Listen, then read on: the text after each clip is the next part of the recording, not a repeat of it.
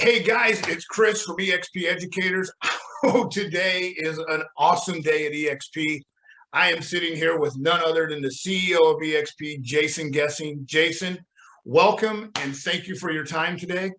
Hey, Chris, so happy to be here. It's good to see you again. And I hope I'm going to see you next week. Am I going to see you next week in Vegas? If my wife will let.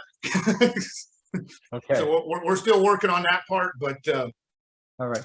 We got childcare issues is the biggest problem we have right now. But, I understand. But with that said, tell us just a little bit about yourself. Your story's well publicized, but just give our friends a little background. Sure. And before I do that, if it's all right, I just want to congratulate you. I want to congratulate all of our agents. I want to congratulate our staff. Today it turns out actually is we announced earnings today. We had our earnings call. Some high points for any of our agents watching or anybody in the industry watching and just sort of wanting to understand or get some sense of what the growth has been like. So we're looking at third quarter of 2021 in relation to third quarter of 2020.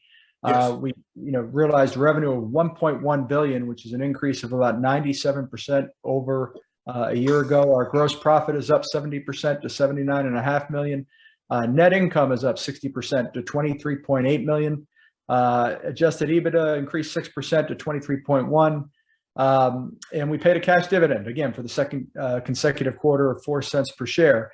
And all of this, this type of financial performance is only made possible by our agents and our brokers and our staff. And so I just want to recognize them and everything they've done to make it possible, and yourself included. So it is a big day here at eXp. Very good day. Yeah, I was on the fireside chat just a minute ago, a couple hours ago, just listening, and was just blown away because not everybody in the industry has had quite the robust reporting that we have had, to say the least. Yeah. Well, it's certainly an interesting time. But about myself, I'm speaking to you today from a little town north of Boston. I was born in Boston, grew up in one of the mill cities, Lawrence, Massachusetts, and had a great childhood. I thought it was fantastic. You know what you know, right? And so your reality is your reality, and my reality was a really happy one. I was always surrounded by kids. I was raised by my mother. I never met my dad, and so we lived in multifamily housing for the most part. And so there were always people around to play with. And I really got into baseball and I got into hockey and I was just always outside and really enjoying myself. And then when I entered first grade, my mother, God love her, sent me to a private school in an adjacent town called Andover. And the landscape just changed every single day. And so really had an opportunity to meet people of means, people without much money, and just to sort of, figure out how to interact with all sorts of different types of people and really respect the value that everybody has, irrespective of their own personal wealth. So, but after that, sorry for going on a little long there, but I wanted to be, one of my passions, and I mentioned baseball growing up, was, reading the daily newspaper and in particular the sports section. And there was a writer, still is a columnist with the Boston Globe by the name of Dan Shaughnessy, who entertained me endlessly and wrote about the things that I was very interested in as a child. So I wanted to be a sports writer for the newspaper. And that was sort of what drove me. I went to college. I ended up going to Syracuse because they had a great journalism school. People like Bob Costa. I won't go down that, but a lot of people that have gone to Syracuse, so they really do the job well. But I was deterred from going in that direction because of the evolution of journalism, and in particular how things were moving over to digital. And this was back in 1993. The writing was sort of on the wall. I think what the industry, the newspaper industry, didn't see was that there'd be all these writing opportunities that existed in other media. Yeah.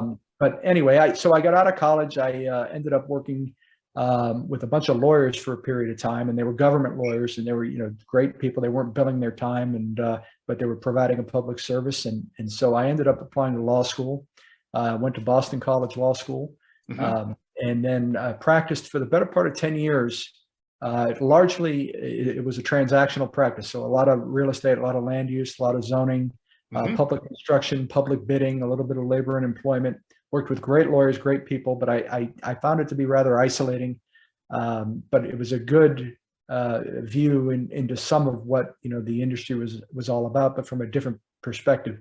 But I was admitted to the bar in Massachusetts in 2002. That same year, I applied for and received my managing broker credential because I always loved real estate. I had really good friends growing up. Some of my best friends were in the development business. Their parents were, so I got to see a lot of that.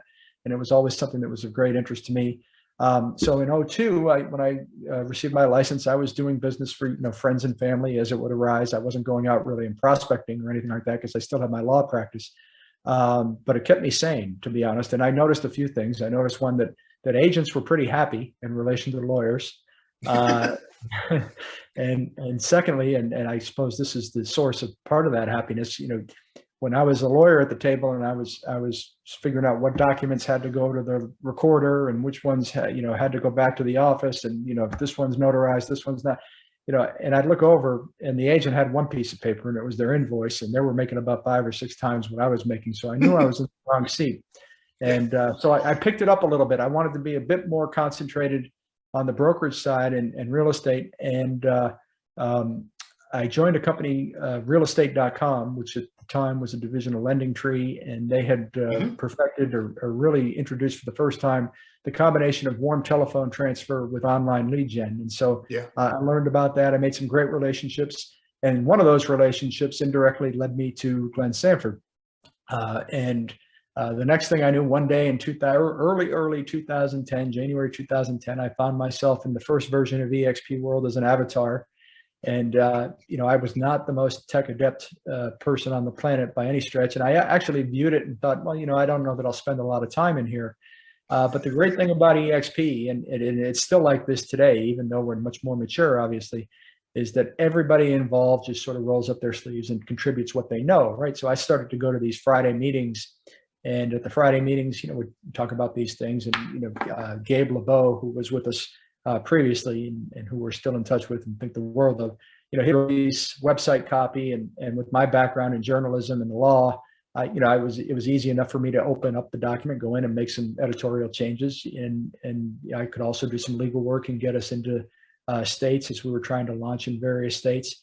And everybody was rolling up their sleeves. I mean, whatever you brought to the table, you were lending that expertise. You weren't really getting paid for it. You were just doing this because you really were excited about and believed in what it was that we were doing. So that's really how it all started at eXp. And I left the law. I moved over here. I invested, I think, $7,000 to open the market in Massachusetts and New Hampshire.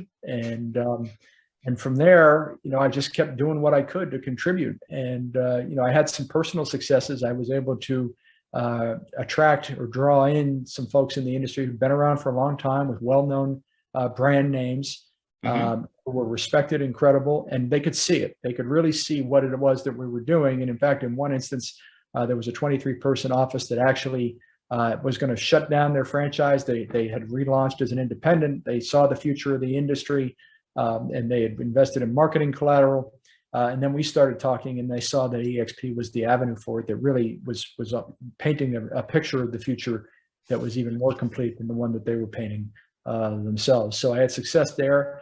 And eventually I kept launching us into these new states. And one day Glenn came to me and said, well, why don't we, we didn't have a lot of money as a company. I didn't have a lot of money as an individual. I think one of your questions is going to be, has it changed me?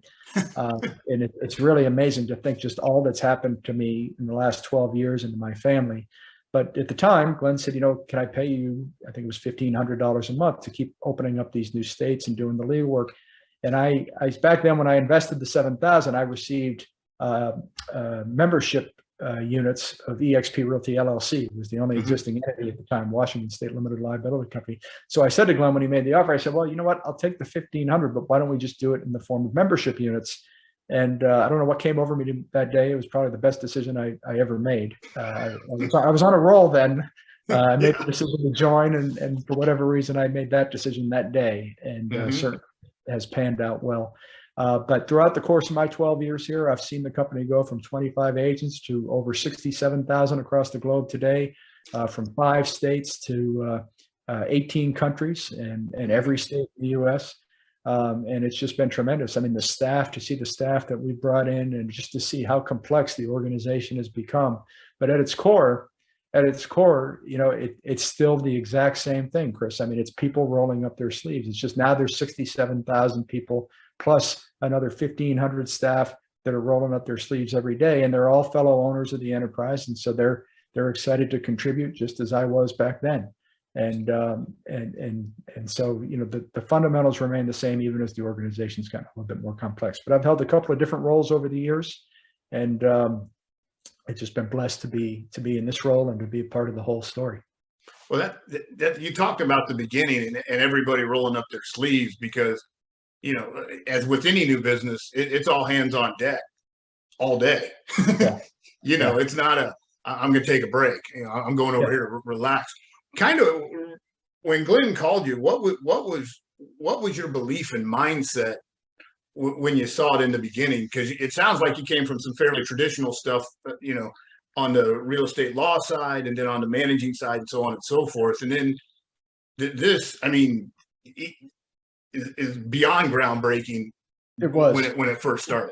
Yeah, so very traditional. You're absolutely right. And I remember in 2012, I think it was, Glenn started making fun of me because I was the last person on the planet to have a BlackBerry, I think he was saying. So I must have been right in front of you. So there was definitely a learning curve for me. So yeah, but going into it, it was different. But at the same time, I think the fact that I had come from a traditional environment, every day I was spending probably at least 3 hours in the car driving from my home to Boston, downtown Boston, to go to an office that clients weren't going to, just like in real estate, right? They weren't coming to the office then. If we had something to do, if there was a closing or a mediation, we would go off site for that. But, you had all of the trappings, you had all the expenses associated, nice artwork on the walls and these fancy phone systems and beautiful mahogany desks but nobody was coming in, and the lawyers, even themselves, they wouldn't interact all that much with each other because they're billing their time, and that's the pressure. And so coming to eXp, once I understood why it was happening, why we were operating this way, why I was an avatar, right, and what the whole objective was, it made all the sense in the world to me, because I knew that lawyers could bill less time and spend more time with their families if these expenses didn't exist. I knew that clients could pay less per hour if some of these, expenses that were unnecessary didn't exist. Sure. Glenn just took it to the extreme. He said, all of the stuff, right? The furniture, the desks, the photocopier, the leases, the keys, the glass of water, none of it. We don't need any of it. And he literally told his team one Friday, he said, don't come into the office on Monday because we're completely changing the way in which we do work. And I think, he certainly was prescient then. And I think, at some point the market's going to turn again. And when it does, I think we may see more and more brokerage owners come to the realization that in order to stay in the business and to do well, they're going to have to change. Oh yeah. Well, and that's, again, back then it was unheard of. Even when we first met, it seemed kind of out there. And that was just a few years ago.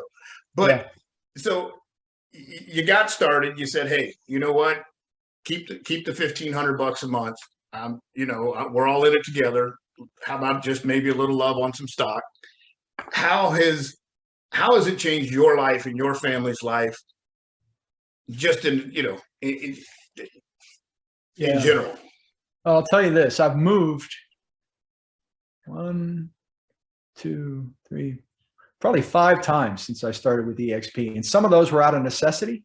And so and like so many people, I mean, back in 2007, when we all went through some stuff, and I was no exception to the rule, right? So we were moving at times because we had to move because the bank wasn't going to let us stay. And as time went by, we moved because we wanted to move and because we could, and because there was more space for us to have. But I can tell you that it was a real struggle early on. I mean, my wife is also a lawyer and by training, but she had stopped working at the time. My kids were very young. I had stopped, working for the law firm. So, I mean, it was very, very difficult, and we were looking for support from a number of different sources, and it was tough to come by. But I'm so grateful for the experience. And really the way I got through that, Chris, was I just sort of looked at what Glenn was saying, right? We're going to run the leanest model we can possibly run. We're not going to spend $1 more than we have to spend in order to get this thing to where it needs to be. And I just sort of applied the same approach to my life. I mean, we moved into a smaller place. You know, I had a car that was missing a door handle on the driver's side. So in the New England winters, I would actually at one point have to climb in through the passenger door and unlock the, so today I don't have that problem. And I am as fortunate as anybody. My family and I what we're most excited about really is that we are going to have an opportunity to give back, and we're starting to look at ways in which we can do that. There are some causes that are very near and dear to me, very near and dear to my entire family. So that's always fun. Wow, that's fantastic. And, you know, today we sit here and things are great and they've changed a lot for you and your family. You know, what is it that drives you today? I mean, you know, theoretically, you go from this small little thing to this massive NASDAQ traded darling of Wall Street, all the good stuff. But what is it that gets Jason going day to day? Well, the reason I'm so excited about eXpCon, and I'll tell you, it's the best 3 days every single year when we have it live. Part of what keeps me going, I just love being around our agents. I mean, they're just the most positive, glass half full, upbeat people. And they have to be. I mean, you know this. I mean, you got to be positive in order to sort of make it through a profession and a business where, you know, 90% of your time is uncompensated, right? Yeah. And so, but I love seeing our agents. There's nothing better. I mean, I've been fortunate to hear stories, you know, story after story about people who have either been able to retire their parents or send their kid to a special school to meet a special need. And you know, all of these things that otherwise wouldn't have been possible but for eXp. That's certainly a motivator. And I'd say the other thing is that, you know, there's still so much to do. And, you know, the global expansion that we've experienced over the last, you know, year and a half, and, you know, we had a little bit in 2018. I mean, now you go into eXp world and people are speaking French. They're speaking Spanish. They're speaking all sorts of different languages, you know, Brazilian Portuguese, Portugal Portuguese. You know, it's just tremendous. And I love the multicultural element of what we're doing now. And I said it today on the earnings call, you know, you get all these people with different backgrounds, whether they, you know, it's a difference that derives from where they hail, or if it's something that has to do with their own professional background. When you have a place like eXp World, and we should, you know, of course I'm using that and we haven't described it, but it's this, you know, our world, our campus, where people go, and anybody can access it from wherever they're located. And you've got all of these different skill sets and talents and experiences. It's a really strong and powerful force for growth. And so I think as much as anything else, a big part of the eXp story, you know, if we look back 2-3 years from now, is how we, you know, especially in the midst of the pandemic, we've been able to build a global community that has differences among its members that are as stark as any. And yet somehow we're all rowing in the same direction. You know, we're all treating each other with respect and we're all getting along. And I think that's a big story right now. Yeah, no, 100%. You know, it's the collaboration.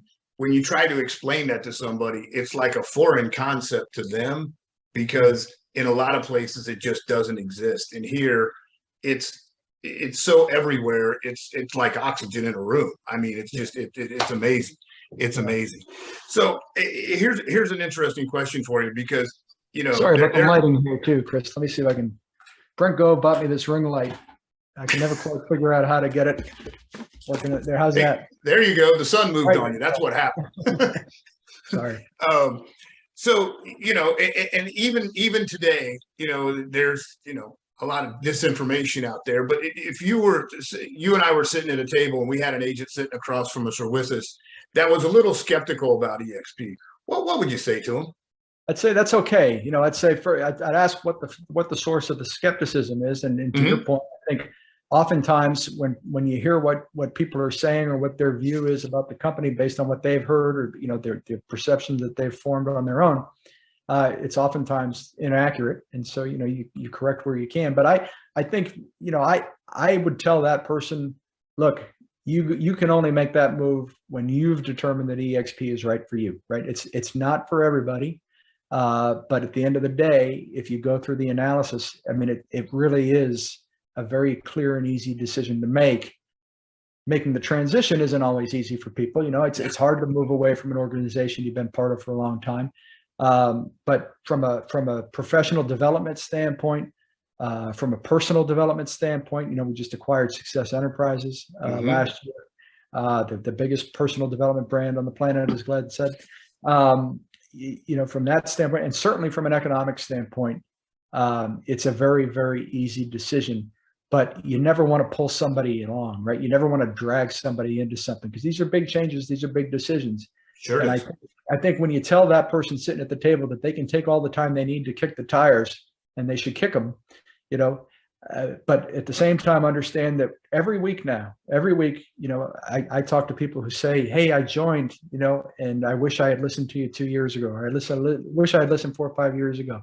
Yeah. And, we're still early. There's still a huge amount of opportunity here. People haven't missed out on anything at all. But, I think it's okay for people to know that it's all right. You want people to know it's okay to take the time they need to come to the decision on their own. Yeah. So, because I remember when, back when we first met you, my wife and myself, who was a real estate attorney as well, and you got a lot of camaraderie there that day.